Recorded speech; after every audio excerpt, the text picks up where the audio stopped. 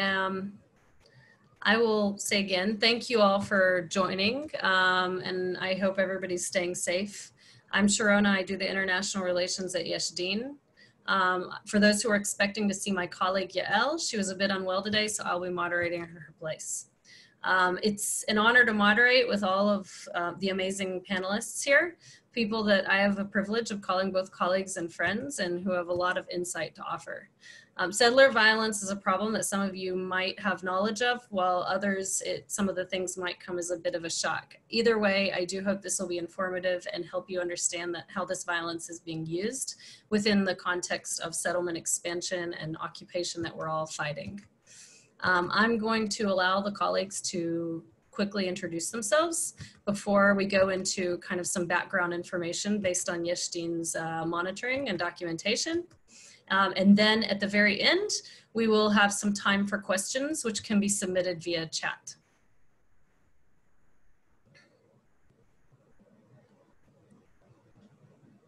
So, Vinci, can people introduce themselves quickly? My name is Said Hussein, Mayor of Turmusayya, and I do have a land close to the unlegal settlements. I don't know if you want me to continue or up to this point. We'll continue soon. Just a quick introduction. Okay. So hi everyone, my name is Sarit Michaeli. I work for B'Tselem, the Israeli Information Center for Human Rights in the occupied territories, and B'Tselem is an Israeli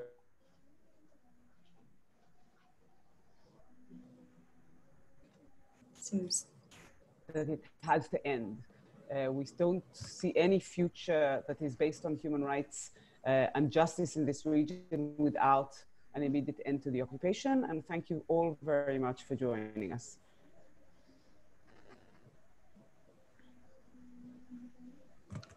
Hi there. Thank you all for coming. My name is Merphie, and I'm a member of Breaking the Silence. I have been focusing in my work with the Jewish diaspora in the past few years.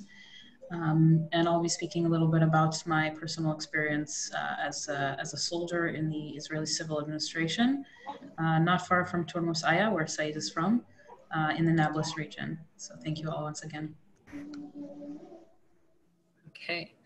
So just to start with, when we're referring to settler violence, we're referring to violence that is conducted by Jewish Israeli civilians in occupied territory against Palestinians that are living under a military occupation, who have no protections of their own and who must turn to the Israeli police and the Israeli courts when they're harmed.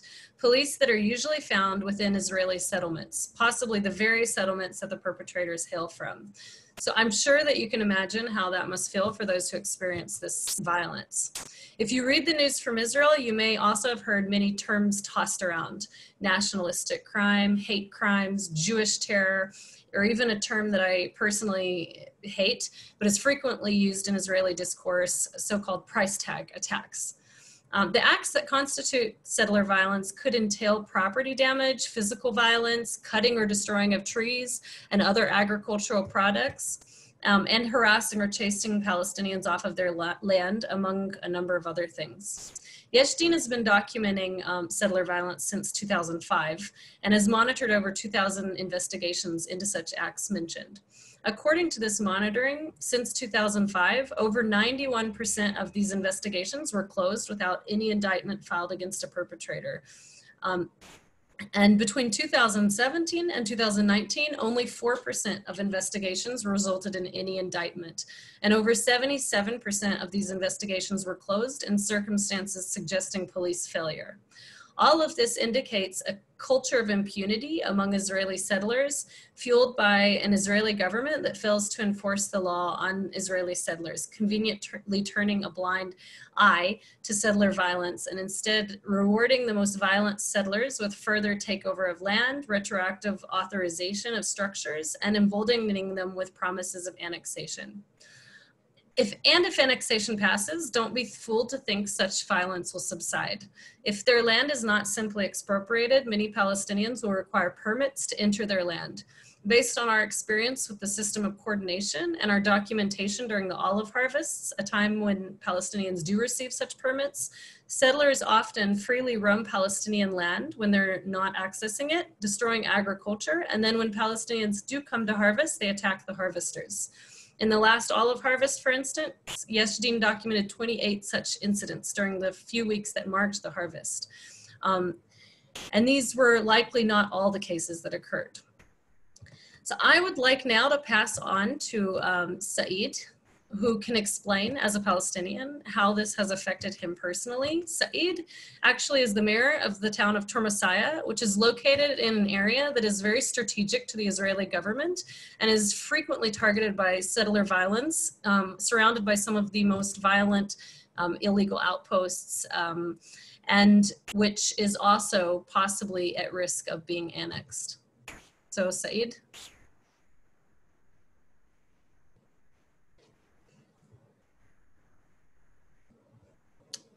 I think Said is still on mute. Okay, thank you for this meeting, and I wish everybody happy holidays because we are in Ramadan right now, and I wish everybody in peace. Right now we are under virus Corona attacking the whole world, and this virus is killing a lot of people and damaging the economy for a lot of countries. But as a Palestinian, we had more than virus enemies, which is these settlers. The settlers surrounded Turmusayya. Turmusayya is a town, has about 18,000 square dunums. 4,500 dunums, they are occupied by the settlers in force, for sure. And I do have some land close to one of these settlements, unlegal settlements for sure, because all the settlements are illegal, according to Israeli government even. And myself, if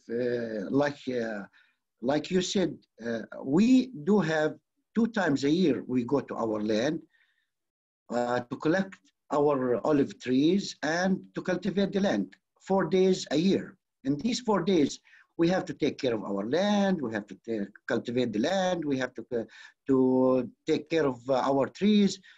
And the rest of the year, it's not, this land is not for us, it's belong to the settlers. They damage our trees. Anytime we go there, we do have accident, cutting trees, poison trees, damaging the lands, more than that, attacking us in personal. They burn my car over in my land. They kill, last year they killed one of the مغير person from these settlements. Accident every single day. We have an accident because they're doing more outpost settlements, and they attacking. Let's say last accident happens a couple of days ago. One guy, he was going to his land, and the settlers, they came to him with the mask on their faces, and they damaged his car. That's a couple of days ago. If you go back a little bit before, we went as a Turmusayya farmers, we went to cultivate some areas to cultivate it, and we have some tractors, about 4 or 5 tractors in there. The settlers, they attacking us, and they start spraying red pepper and our eyes, and they try to harm us. And we call the soldiers, and we call the police, and the soldiers came in. After when they came in and they seen what they did and what they act like a criminal, they are a criminal anyway. The soldiers took one of our farmers, and he's still in jail until now, because these settlers, it's like under the soldiers' protection. And as a Palestinian, we don't have no protection at all. Even with when we make a coordination with the Israeli government to go to our land. The time we've been there, they start harming us and don't go there, don't go to this area is not allowed, this area too close to the settlers. That means we're talking about my land, our land. Yani. We can't even go to our land to take care of our land. Yani, I blame Israeli government because they push for this act, they push for this criminal act. Also, when we went, let's say, on April 20, we went with coordination to cultivate our land. We found a whole field with damaging all trees, all olive trees over 35 years old. It was damaged, the whole field. When the soldiers came and the army came, we asked, what does happen? Where are you? They have tower in there, the soldiers there in 24 hours protecting the settlers, and they're still damaging our land, our trees, poison it, you name it. And also, when we was cultivating the land on the 20th, second day, when we came back to the land, we found another field has been damaged, all the trees has been cut, olive trees over 35 years old. And the tower of the soldiers, it's only about maybe 50 or 60 meters away from the area they damaged the trees. When the police came, we told them, okay, we have to make a claim against who? We told them against the settlers. Right there, where's the soldiers? Where is the soldiers? Who's supposed to protect us when we are in our field? They said it's what they call it, unknown person, against unknown person. We have to, all our claims we had making over 100, with Yesh Din even, there was over 120 claims against these settlers. None of these claims works out. None of these claims works out. Myself, I do have my land too close to the one of the settlements, unlegal settlements. When we went to cultivate the land, they told me, no, this is you can't come to this area. So why I can't? It's my land, and it's proved from Israeli government. I have my paper. They said it's too close to the settlements. That means you're not allowed to come to it and into it, and we can't go to our land. The whole world right now looking for peace, looking for freedom, looking for their rights. But as a Palestinian, we don't have no rights. We don't have no freedom. We don't have no access to our own land. Our own land, I'm talking about my land as heritage from grandson.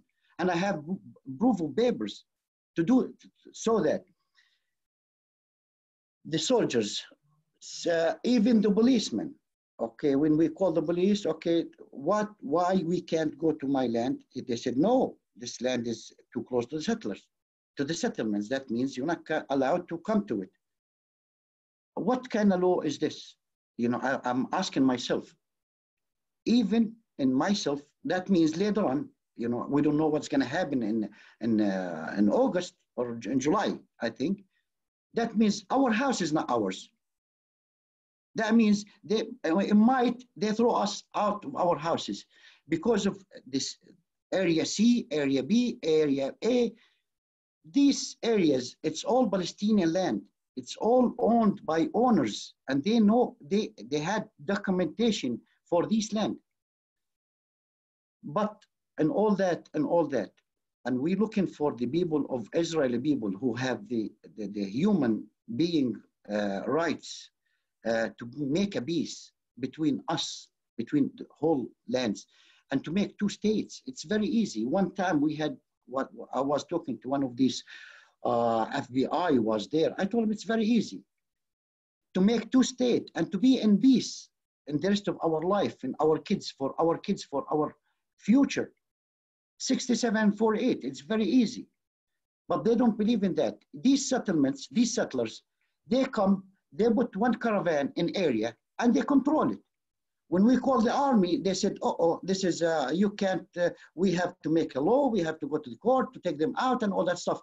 And at the same time, these settlers, they come to our home, writing some words in our home to kill Palestinian, to damage our trees, to, you know, we don't know what's going to happen later on, and we hope for peace for everybody in the whole world, and we are human, by the way. We are human. I live in the United States. I'm an American citizen, by the way. I'm a Palestinian American. And we know our rights, and we know what's rights is. But in this time, as even American government push the Israeli government to take over our land, land is not belong to them. Where is the right? What kind of right we do have? Said? Yes. Can you wrap up in 1 minute, please? Yes. Thank you. Okay. And the best these years, if I tell you how this area, my land, about talking my land, I used to take my family every single week for picnic, for vacation there. Now we can't go even to see our soul in there. We can't see it. And all my trees has been damaged. 90% of my trees has been damaged. From who? From these settlers. Settlers, they are criminal. That's the word, soul. And protection of Israeli government. And thank you for that. For let me talk about my right.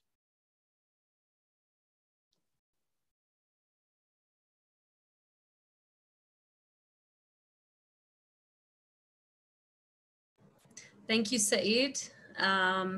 And that's a very powerful example of what many, many Palestinians are experiencing on the ground. And now I'd like to move the conversation to Sarit, who has many years of experience and will share with us some of B'Tselem's documentation, especially in recent weeks. Yeah.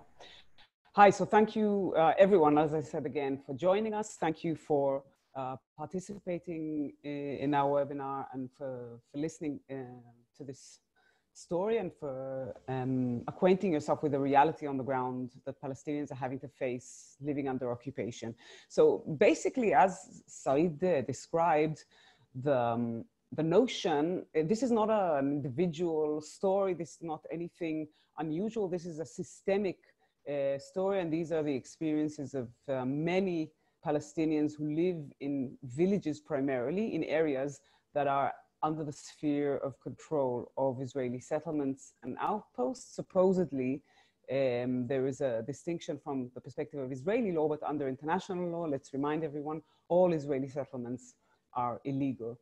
Now, I think the most important thing to say here, just to start off this presentation, my presentation, is that when we talk about settler violence, somehow we have this image, it implies this kind of like these crazy hilltop youths who are criminal, like at nature, who are bullies, who are violent and aggressive because, you know, they're just kind of like these bad people. But the really important thing to remember is that this is not about individual criminality at all. It's a systemic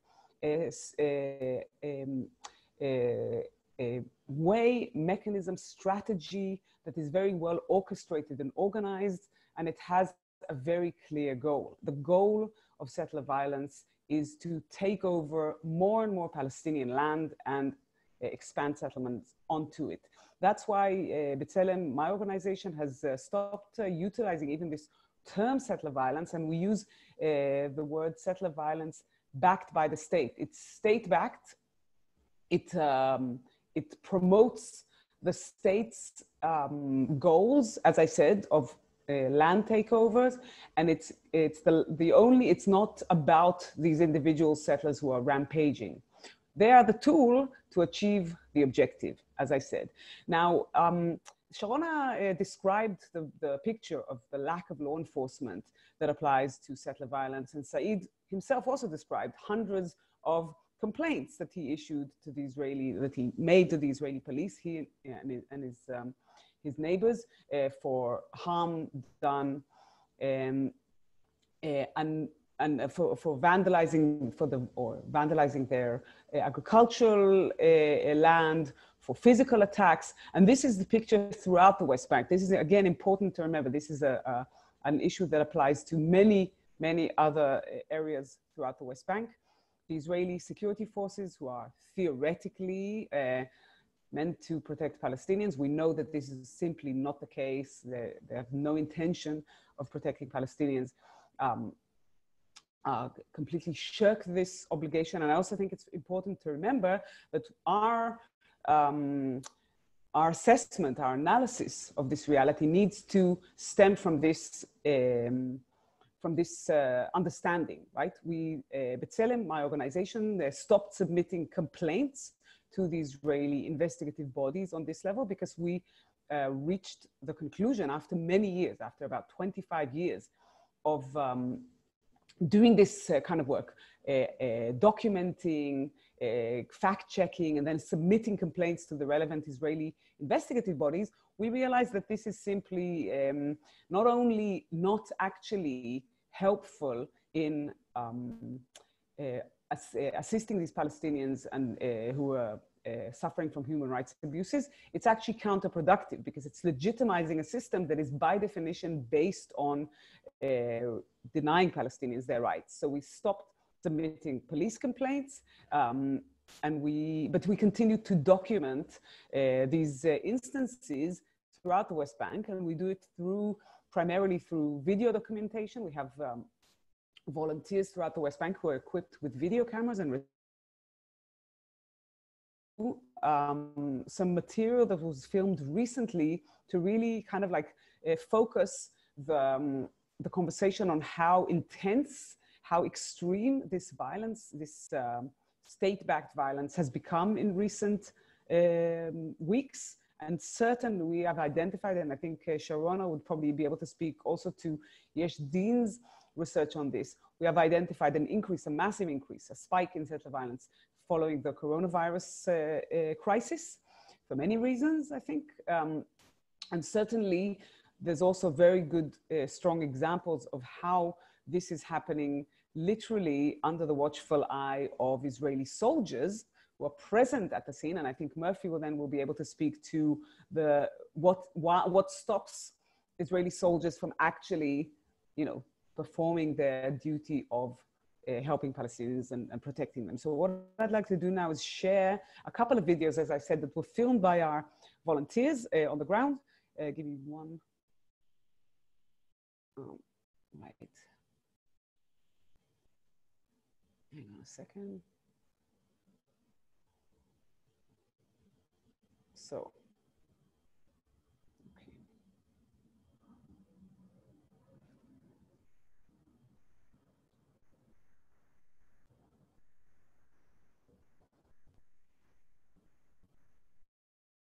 So, I hope you can see and hear this video, and I apologize if the quality is not optimal, but what you see here is an incident. يابا عض عض عض عض عض ويلعن. ابعد ايدك، هي ابعد ايدك.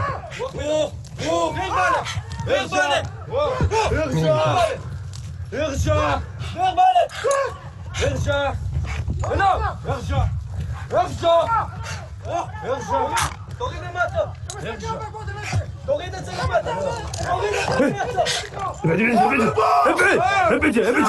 تريد ابعد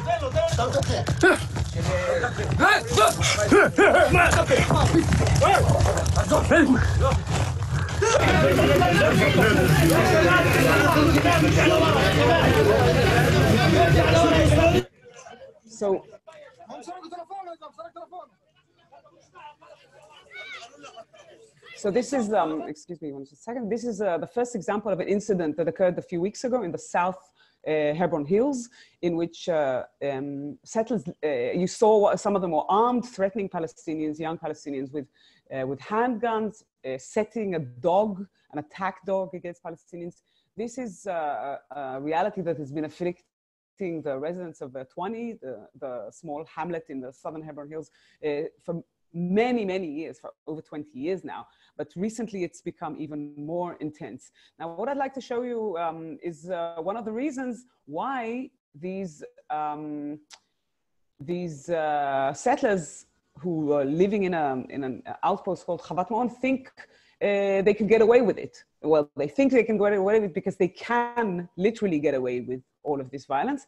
This is a video filmed in a different part of the West Bank, showing a settler attack that is occurring in a village of Ma'adama in the northern West Bank, the village that exists, or where the settlement Yitzhar was built over it. And I'd like to show you what the Israeli security forces are doing while settlers descend on the village and throw stones.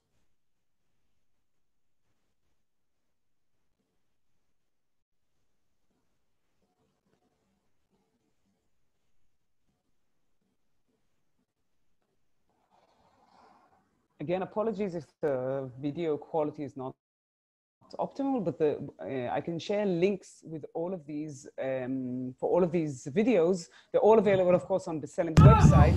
And I will share these links in the chat feature when we're finished.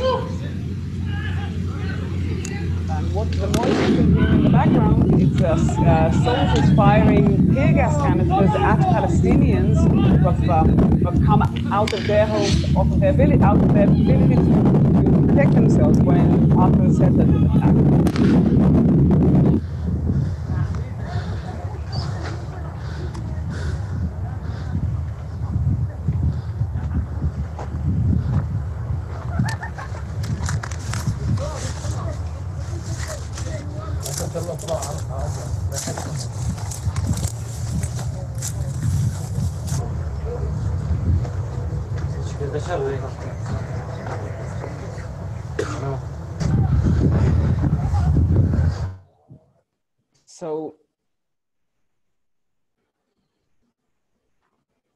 So this is just a small part of what Palestinians in these areas of the West Bank have to deal with on a daily basis recently, literally a daily basis. Certainly the numbers of incidents that we and other organizations document are increasing. There's also some incidents that are just so common that no one even bothers to record them. No one has the capacity to record them. Things like stopping herders in the Jordan Valley from grazing their flocks, their sheep in some areas, settlers that have established a few so-called agricultural outposts, so herding outposts that are utilized basically to prevent Palestinian herders from reaching certain areas. The entire picture done absolutely and clearly under the watchful eye of the Israeli security forces, of the different Israeli authorities that are in theory entrusted with law enforcement. So I think I'll finish here, and maybe we can talk about, maybe I should just mention one other thing, and this is also, again, something that I'm sure Merphie will be able to speak to much more knowingly, but all of the areas that we're discussing, so for example, Turmusayya and the land owned by the residents of Turmusayya, and places like Chavat Ma'on and Twani, and the third village I pointed out to you, Ma'adama, and the settlement Yitzhar, are all monitored by the army 24/7, right? There is no possibility of anyone doing anything in that area without being observed by the military. Yet clearly when the settlers attack, there's these kind of two kinds of attacks in these areas. There are these daytime attacks like the one we saw, very often accompanied by soldiers, but also these clandestine operations in Israel. Unfortunately, they're referred to sometimes as these price tag incidents. I personally don't like this term. Those supposedly happen at night in secret, but clearly it's very, if there was any interest in actually apprehending the people involved in them, that would have been quite easy. Thank you. Thank you, Sarit. And I will now pass it on to Merphie to share her experience while she was a soldier.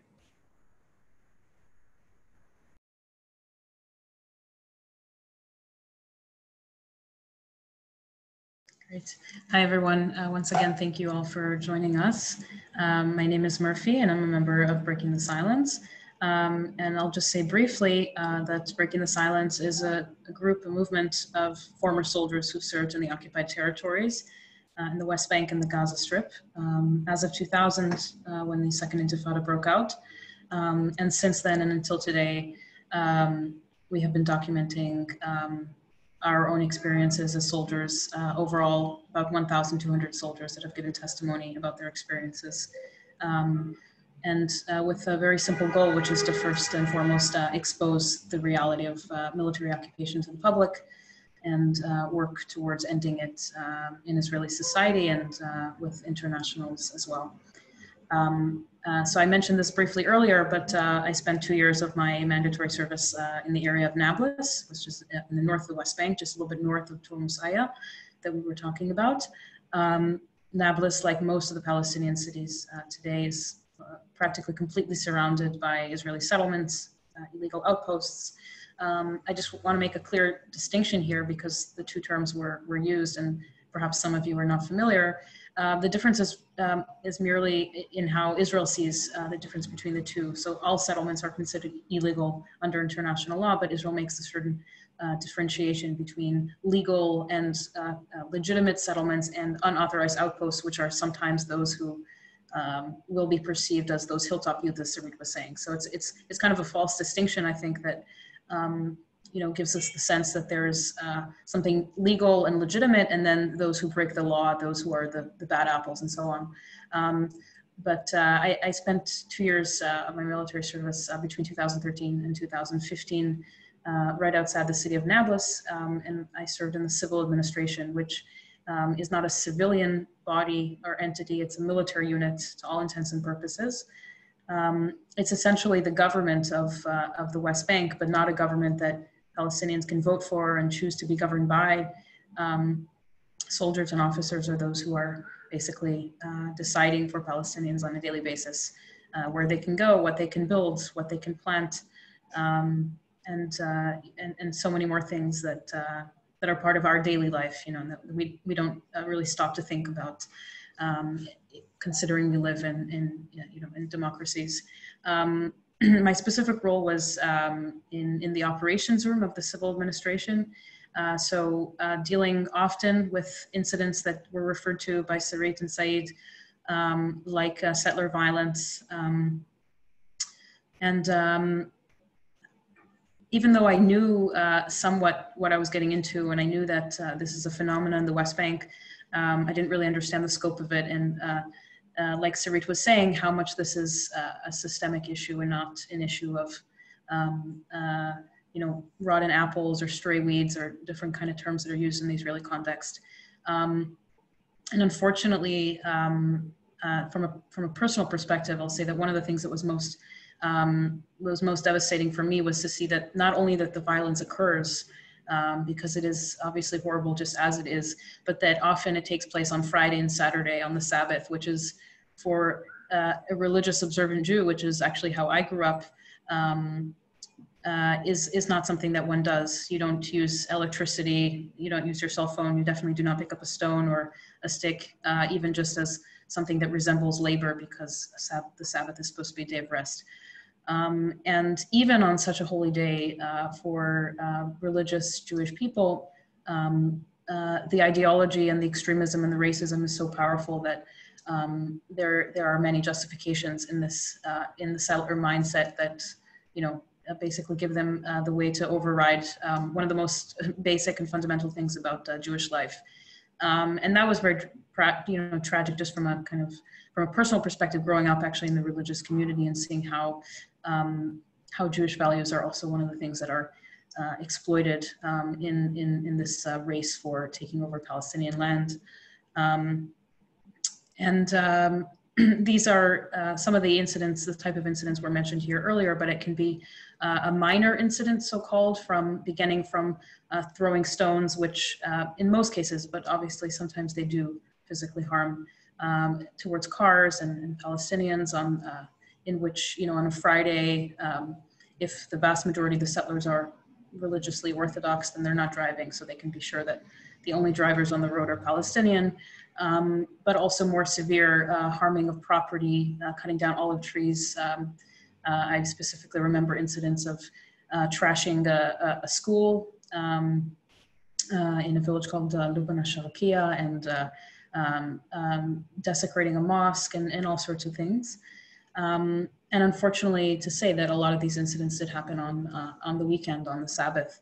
One of these incidents that really kind of sticks with me is that it was in a village called Jalud, which is just south of the settlement of Shiloh, which is a very kind of one of the hotspots of settler violence. And at around 2 o'clock in the morning, we get a report from through the Palestinian coordination, reporting about a farmer who heard noises outside of his house in his field. And so we send a group of a team of soldiers to go see what's going on there in the middle of the night on a Friday night. And they report back saying there's a grown settler here with a chainsaw cutting down olive trees in this field. And he is what is referred to in the military as he's known to the forces, meaning it wasn't the first time that they had met him in action cutting down olive trees, but he wasn't arrested. And this was very puzzling for me on various occasions. How come this violent person isn't being arrested, even when he's caught in the act, even when there are so many eyewitnesses, the soldiers themselves? And in order to understand that, we need to understand, a few structural things about how the military system works. So for starters, this was mentioned earlier, Israeli settlers cannot be arrested by Israeli soldiers. So if you're a soldier and you arrive in an area like Nablus, part of your briefings when you arrive in a certain area is that you're told what you can do to a Palestinian who is in some way suspicious or threatening, who is nearby a settlement. But you're often very explicitly told that you're not allowed to deal with Israeli settlers. Literally in those words, many of our testifiers have heard very similar briefings, don't touch the Israeli settlers, quite literally. So even if we're talking about the best soldiers, who really want to do the right thing in that moment, they also are really distraught about what they're seeing. They can do nothing more than simply detain this man. And if the police doesn't show up, which they often don't, sometimes waiting 30 minutes, 40 minutes, an hour for the police to show up, then eventually they will let the settlers go. And that's what usually happens. On another incident that I remember of a bunch of teenagers actually also on a Friday night, 8 o'clock or so, so right around, when I'm having Shabbat dinner in the operations room, we hear about an incident of youth throwing stones, and the police doesn't show up after about a half an hour. So the report back from the soldiers is something along the lines of the children apologized and we sent them home. Now there's a very different reality for Palestinian minors who were, if they were to be caught throwing stones, they would be arrested by soldiers, tried in a military court, and could easily sit for a few months in military prison. But that doesn't happen to Israeli minors, let alone as well as grown-up settlers in the West Bank. First and foremost, because soldiers are told not to deal with the settlers. So if they're the first people who are responding to an incident and they don't have any arrest authority, then it's very easy for the settlers to get away. Another incident that I was documenting as a soldier was literally that 7 suspects of a very violent incident in the village of Kusla opened the door of a military jeep and simply ran away after they had been arrested. Palestinians could likely be shot at if they had tried to escape a military jeep after being arrested. So there's, first of all, the issue of these 2 separate legal systems that apply in the occupied territories. The other thing is less manpower. It's a more minor issue, but it's also something to take note of, that there are less policemen, situated in the West Bank, farther away from these conflicted areas. But the most important thing to understand is that there's no political backing for the police and the military to do this. Technically speaking, this is occupied territory that we're talking about. It's not sovereign Israel where the law applies and then it makes sense to all of you that Israeli citizens shouldn't be dealt with by a military. But in the occupied territories, actually international law should have allowed Israeli soldiers to have authority over Israeli civilians, but pretty soon after 67, when Israel starts establishing settlements and allowing settlers to establish facts on the ground, and actually settlers are attacking soldiers who are trying to stop some illegal actions. The Israeli government pretty soon on makes a decision that Israeli law will apply individually to settlers in the West Bank. Even though they're outside of the sovereign borders of the state, even though they're violating the law, they still have all the rights and privileges that I have right now in Tel Aviv. So it's really important to understand that this is, as Sarit was saying, this is a systemic and a fundamental issue. And maybe just one thing that I'll add about how this system works, and one of the things that I saw quite often throughout my service, is that alongside just individual settlers who can be violent, in every settlement in the West Bank, you have a security team comprised of soldiers, of settlers who live in the settlement. So most of them are volunteers, but usually the head of that team is getting paid by the Israeli state, by the Ministry of Defense. He has an automatic weapon, just like soldiers do, an M16 or other weapons. And from the military perspective, he's seen as part and parcel of the security apparatus, of the effort for securing settlements. So he's not a foreigner. He's not a kind of foreign militia. He's not seen as something that's kind of outside of us, but actually someone who is part of the effort. And there are many cases in which these security officers who are, very much part of the system themselves are specifically involved themselves in violence against Palestinians. We saw this in some of the videos that Sarit was showing.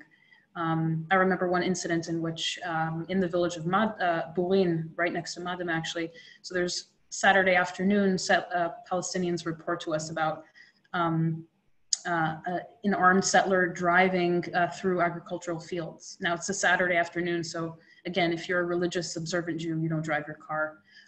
So we make some phone calls and we turn to the brigade headquarters and we ask them what's going on. And their response is, yes, it's actually the security officer of the settlement of Yitzhar. And, we know that he was just going for a ride basically, and it's all good.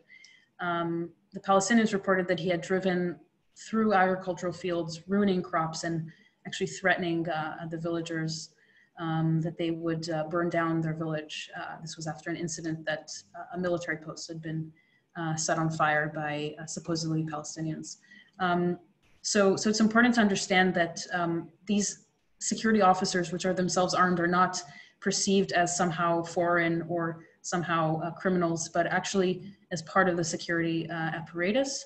And they are in and out of the military base. They're in weekly briefings with the chief military commanders. So if you try, maybe this, I'll close with just by saying this, that if you try to put yourself in the shoes of an 18, 19-year-old soldier who, for the most part, has no idea what he's getting himself into in terms of the reality of the occupied territories and the legal situation there, the settlers are on your side, very simply, if to put it simply. The settlers are Israeli, they speak Hebrew, they celebrate the Jewish holidays. So much of our education and the propaganda that we grew up with is that these are people who we are there to protect. This is just an extension sort of Israel. So when a young soldier arrives in a place like this and has very little understanding of the political and legal situation, it's pretty black and white. Settlers are on our side, Palestinians are the enemy. And even if a settler is violent towards Palestinians and sometimes even towards soldiers, when soldiers do things that they don't want to be done, then that violence is treated with basically with kid gloves. So it's from the level of the soldier on the ground, and it leads to also the neglect, and as we see in the courts, as Sharona was mentioning. Thank you, So Merphie. here. Thank you. Thanks for the description of your personal experience and the complicity of the Israeli authorities in all of these, the crimes of the settlers. I think now we have just a bit of time left for questions. I'll quickly also fill in, based on what Sarit said, just very quickly, a number that Yesh Din did document of settler violence between February and April. We've documented 33 cases, including a significant rise in violent cases, just as a side note based on what Sarit was saying earlier. And first of all, we did get a question to ask Said if he has Israeli contacts to report such claims to. I'll let Said answer this. Okay, as Israeli contact, we can't make an Israeli contact unless we go to the coordination of a Palestinian contact. Even I do have contact with the Beit El soldiers, and we call them many times before it does happen, before the accident does happen, but no use for it. It's like when they come to the land, they tell us, okay, but okay, what you can do for me to protect my land? He said, that's what is. That's as simple as this. Is no such as a help from the government of Israel with the Palestinian owners of the land.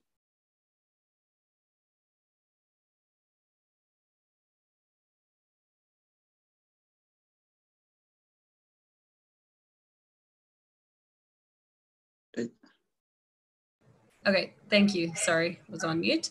Thank you, Said. And maybe also explain the process, the complications that you have as a Palestinian in filing a complaint even, and the lack of trust in that system, just for a minute. As how we did, like I told you, as with Yesh Din, we do have many cases against the settlers and against the soldiers and against the guards of the settlers. The guards of the settlers, he is the protection of the settlements, the settlers. He is the defense of the settlers. Always he defends them. Like when we go to our land, far away from the village, a little bit far away from the village, but we go to our land. Few minutes, we will see these guards will be around us. What you doing here? Why you doing? What you doing here? Why you are here? But in the same time, they cut the trees and they damage the land and they harm the people. They cars. Where's this guard? And where's the settlers? Mm-hmm. All these cases and against unknown person, and they knows who is the person. Yeah, sure. Many of the cases and investigations that we monitor are closed with the claim of unknown perpetrator. Even if we have full video evidence or photographic evidence, they will always say that the perpetrator is or the majority of the time say the perpetrator is unknown. And just to supplement what Said said, many Palestinians do not have any faith in the system, and for this reason, or they're deterred by the fact that police stations are located within settlements. And this actually leads to about 50% of the cases that Yesh Din documents being Palestinians do not want to file a complaint. We do still file complaints in contrary to B'Tselem, we have continued because we do believe that there are still reasons to do so. And also, we also use this in advocacy to show how Israel is failing in their obligations to protect Palestinians. Okay, we'll move on to another question. There was a question received via Facebook that does Israel have any independent investigators to check these incidents? And how is behavior like this handled by the general Israeli population? I can answer the first part, and then maybe I will let Sarit or Merphie talk about the Israeli public. For independent investigators, no, this is one of the significant problems. Obviously, Israeli police are not independent. As I said, they're located within Jewish Israeli settlements. So many Palestinians immediately assume that the system is rigged against them and assume their assumption is correct. Many of the police that are sitting in these police stations are settlers themselves. And even if they're not directly involved in the incidents, they benefit off of the system that is fueling the violence. So no, there are not independent investigators. Now I'll let Sarit and Merphie share more about the Israeli public. So I think I don't want to describe this in a too kind of like a homogeneous of a way. I think a lot of Israelis to this day are absolutely shocked when they see these images that emerge of settlers attacking Palestinians with military, basically the military functioning as some kind of like, support network, right? Protection detail. I think the practice that is, so common and so long term of cutting down and vandalizing Palestinian olive trees is shocking for many Israelis. I've been with B'Tselem almost 16 years now, and I remember this issue of olive trees being vandalized and cut down and uprooted as something that, I remember from almost the beginning of when I started visiting the West Bank.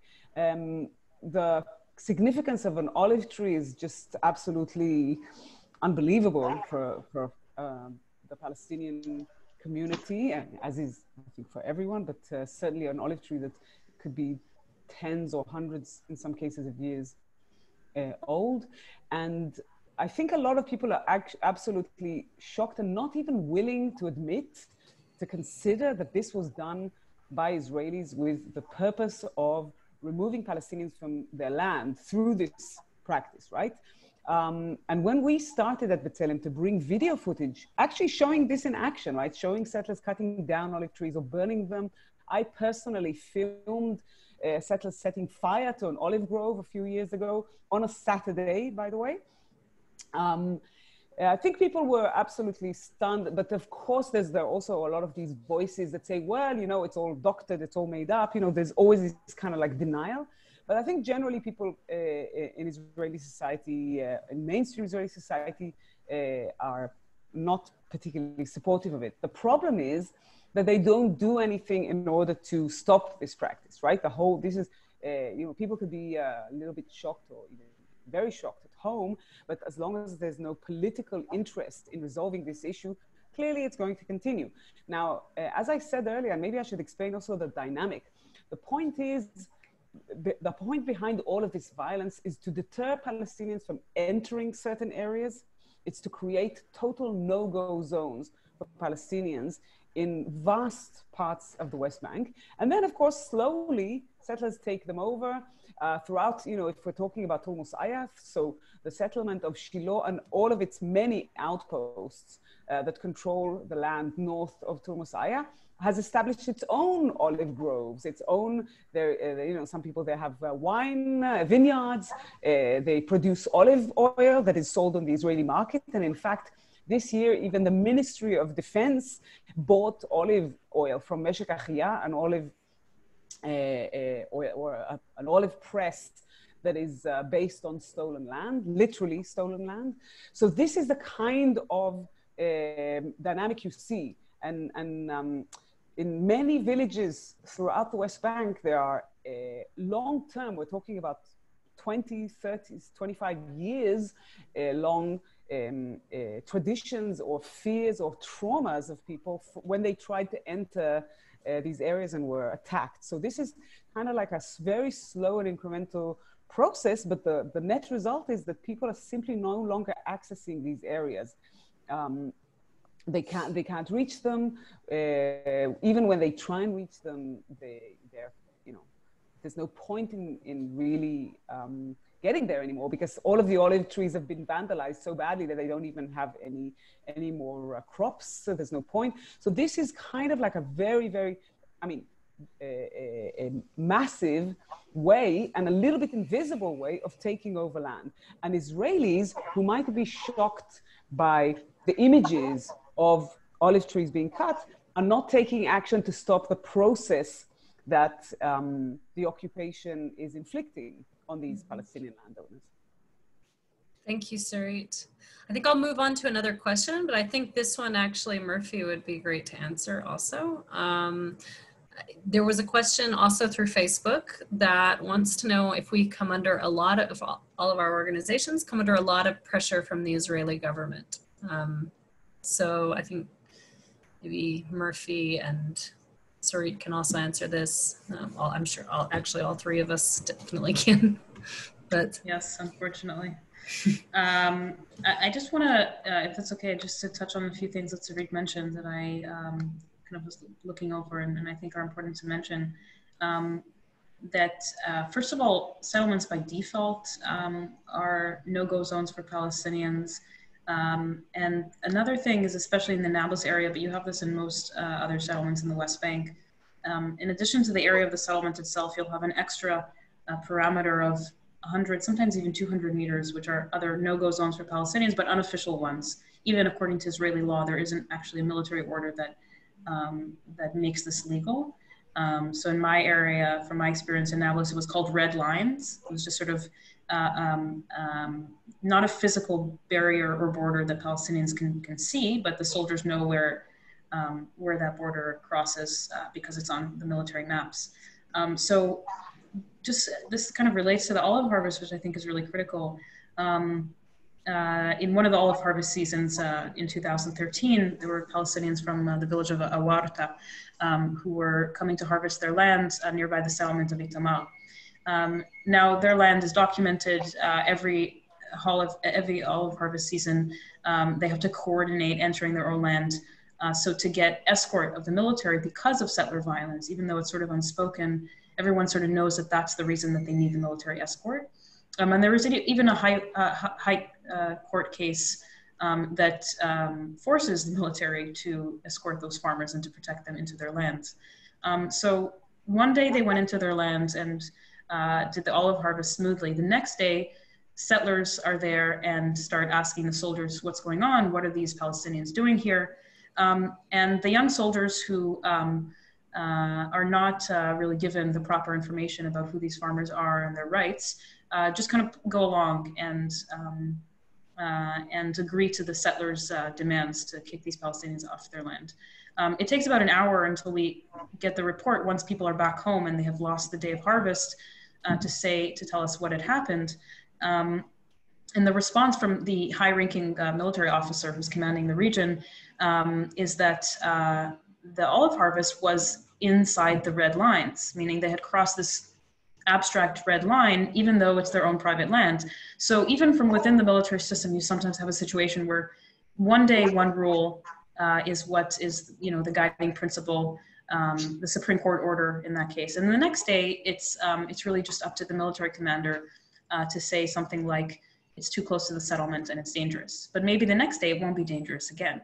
And I think that lack of certainty is a really important factor in making people give up on this effort to access their land. So that's just something that I wanted to mention. And with regard to kind of breaking the silence as part of Israeli human rights organizations, and this relates to the previous question about people knowing or not knowing. I agree that many Israelis, I don't know if most, I think we sometimes are too optimistic, but many Israelis would be very distraught and very horrified if they were to hear these stories. But we have to understand that, first of all, they don't have access to these stories unless they make an active effort to read materials of B'Tselem or Yesh Din or to come on a Breaking the Silence tour. This is not in the news on a daily basis. And the other thing is that there are active efforts of the Israeli government to silence our work so that people don't know. So it's not just that, our specific agenda as organizations or individuals doesn't fit the government's policies, that we are exposing the occupation. And that's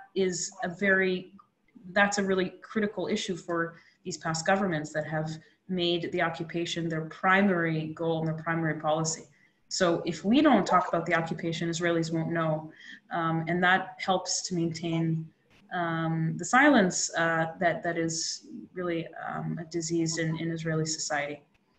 So we've seen legislation in the Knesset trying to ban us from doing all kinds of stuff in the public sphere. Events that have been canceled. The gallery in Jerusalem, Balbul Gallery, was actually just officially shut down after a long court case because about 2 years ago they had hosted us. to speak about settler violence, actually. So it's not only us directly, whether it's violent attacks that we've received in university campuses and legislation in the Knesset and all sorts of incitement from leading politicians, including the Prime Minister. But it's also creating a sort of chilling effect amongst Israelis who do want to get involved and do want to learn.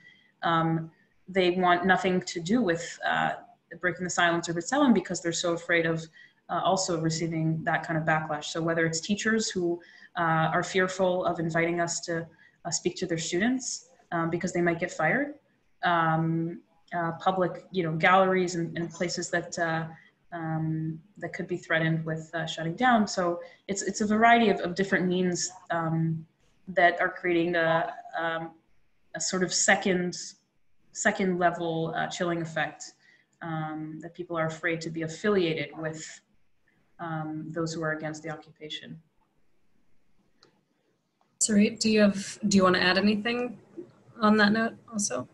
I mean, I think Merphie really spoke to it. I want to focus primarily on the issue itself, on the violation of the rights of Palestinians and on the occupation, rather than on the attempts to silence us. But yeah, everything that was described is clearly, again, part of a big picture of trying to silence those who oppose the occupation. It's unfortunately for our society, I say this as an Israeli, not a common thing these days politically. Primarily, I think most Israeli politicians are either supportive of the occupation or indifferent to it. There are very few politicians opposed to it. And therefore, the attacks against civil society are really, or I should say civil society organizations are the ones who are part of the resistance and therefore get a lot of the heat. But in any case, I think I'd rather focus on our own issue here now. Thank you. Should I do one or two more questions, or about how much time do we want to go on? Because we have quite a few questions that are, some of them are pretty good too. Yeah, a couple more questions. So I will start with, one person wanted to know why I mentioned taking issue with the term price tag attack. And I will just explain in short. That is a term actually that was created essentially by right-wing Israeli settlers to describe and to justify their attacks on Palestinians and try to kind of frame them as revenge, supposedly for attacks by Palestinians. However, it's oftentimes there's no link between anybody that's being attacked and whatever alleged offense that the settlers they feel that they experienced. Oftentimes it's simply a law that was passed, or that police happened to enter the settlement of Yitzhar, and so they go and take it out on neighboring Palestinians. There is no direct link in the majority of the times, and even if there is, it's the police's job to enforce the law, and not settlers, not Israeli civilians who are in occupied territory. So this is in general, in short, why I think that that term should not be used. It is used very commonly in Israeli discourse, but it's not legitimate. When Said goes and finds his trees cut, oftentimes it's described as a price tag attack. And Said has not gone and has not done something to the neighboring outpost. If he even gets near the neighboring outpost, he will be arrested or likely attacked by settlers or security forces. And so it's not a revenge for anything that the victims have done. Another question that I think a number of us can answer,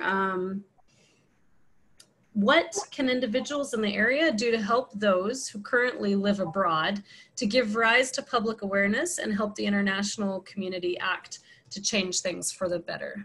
I'll start with my colleagues and then we'll see how much time we have. I might can add something. I'd be happy to answer this very briefly. I know we can talk about it for a very long time, but B'Tselem has clearly made the call to the international community to take action to get Israel to end its occupation. I think international politicians, we're talking in a kind of like US time, so I assume many of you are, live in the United States. Possibly currently your government is not really the, you know, an audience for that, but certainly the European Union and other countries still are obligated, should take action to end the occupation. And I think politicians in your countries are not going to do this unless they understand that civil society and that people and that and their voters demand it. So this, I think, is something that you all can do to help.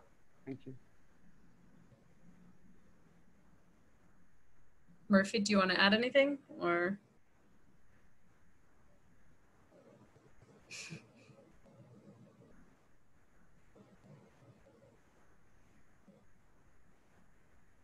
Thank you.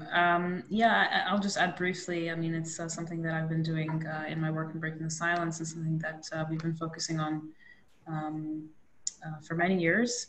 Maybe I'll try to answer this from the angle of the Israeli discourses that often we're asked from a critical perspective, why we speak to non-Israelis and why we feel that it's important to share this message with those around the world. And I feel that the one thing that I can maybe encourage all of you who are listening here on the call to do is to realize that this is an issue of human rights, and this is an issue of justice, and it's not about being Israeli or Palestinian. You know, just as in the same way that we care about other things that are happening very far away from us, whether it's in Yemen or in Syria or anywhere in the world that you know, we look to, and we hope that that things will be better for people all around the world. So I think this is the same issue, and I encourage people who are not Israeli necessarily to act on this in whatever way they feel that can bring justice to this region. So mostly, yeah, just encouraging you all, whether it's sharing more of this information, whether it's advocating your own elected officials, politicians, wherever you're from. There's a lot that can be done. Yeah. Yeah, and I completely second all of that. And I would suggest that everybody educate yourself as much as possible. There's a lot of misinformation out there. So, and all of our organizations that are represented here have a lot of information that you can find on the issue. And I think share that information with the groups you're in. Try to, and as Merphie said, advocate with your local officials. I think our time is pretty much up. I don't know that we have any additional time for questions, but I think that Binsi will share some of our contact information. So if any of you want to send questions specifically to us, we are happy to hear from you. I just want to thank all of you for participating. I want to thank also Breaking the Silence and Binsi Sanders for really organizing this behind the scenes. For all of our panelists, thank you, Said, for taking time during Ramadan to be with us and to share your experience. It's really an honor.